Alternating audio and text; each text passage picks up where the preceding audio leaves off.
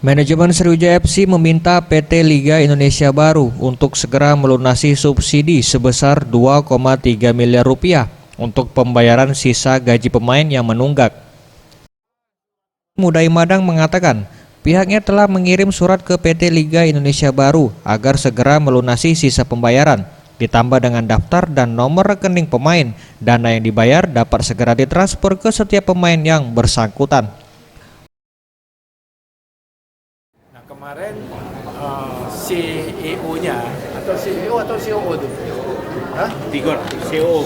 CEO mengatakan dana itu belum mereka bayarkan karena kita masih nunggak gaji pemain. Ya betul, kita masih nunggak. Nah karena katanya nunggak gaji pemain, kami minta kepada mereka dana kami itu serahkan aja ke pemain. Kami udah kirim surat ke mereka, jadi dia nggak ada alasan nahan. Ya kan katanya untuk pemain. Nah sekarang kami sampaikan ke mereka, kami buat surat.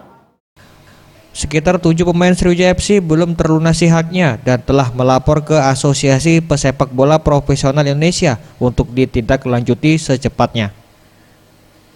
Tim Liputan Sriwijaya TV.